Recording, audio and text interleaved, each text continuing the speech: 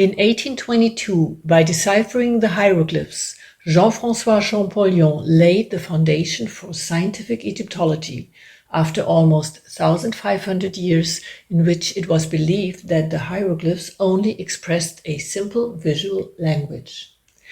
He did this with the help of the Rosetta Stone, a fragment of a stele found by Napoleon Bonaparte in 1792, which he brought to Paris from his Egyptian campaign, and which has been exhibited since 1802 in the British Museum in London.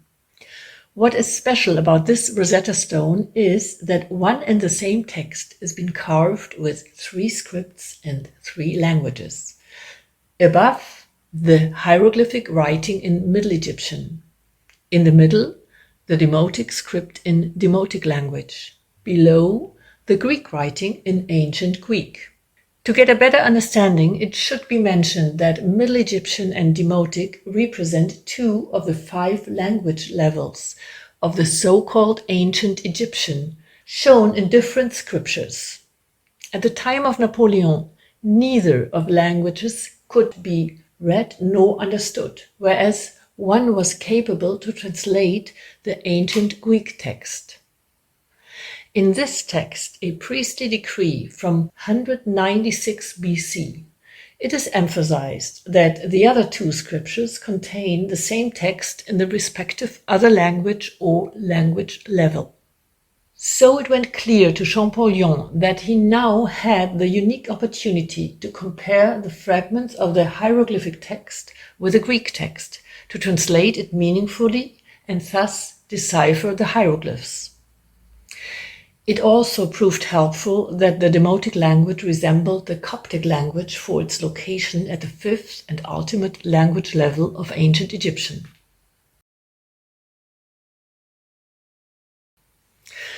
Nevertheless, it took 20 years before Champollion published the results of his research in the Lettres à Messieurs d'Acier in 1822, laying the foundation for Egyptology as a science.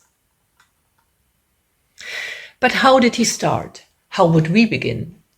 First, he looked for outstanding patterns and found boxed hieroglyphs appearing in several places, all represented in the same way. On the Philae obelisk, this scripture had been recognized as the same characters, along with another cartouche with as yet unknown contents.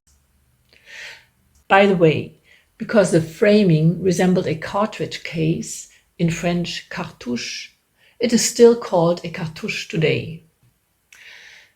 By comparing with the Greek text at the assumed position, Champollion found the royal name Ptolemaios. So let's try to follow Champollion's footsteps of the beginnings of deciphering hieroglyphs. We assume that the cartouche shows the name Ptolemaios. We now want to assign a sound to each hieroglyph. We have 10 letters, but only 8 hieroglyphs. 2 of them, the reed leaves, are the same, positioned side by side. We know that, for example, in the Arabic script, vowels are only displayed to a limited extent. This is termed as weak consonants. Should this also be valid for hieroglyphs, we might try to find the consonants first and then focus on the vowels or weak consonants. We do have 5 consonants because 3 sounds are vocalized, 1 sound with the 3 letters A, I, O.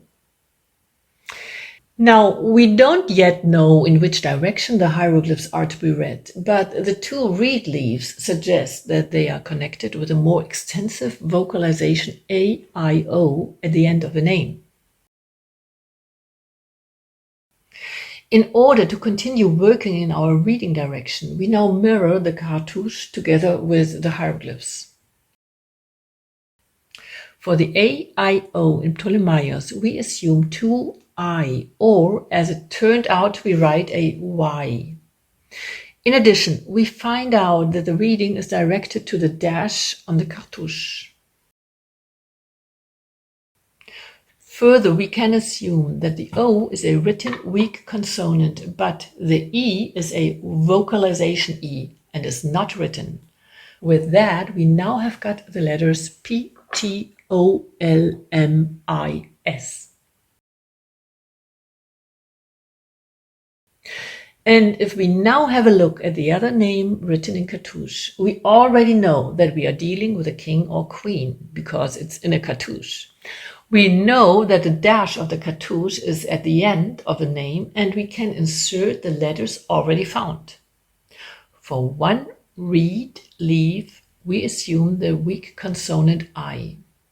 The 6th and 9th characters are identical. Let's try another weak consonant, an A.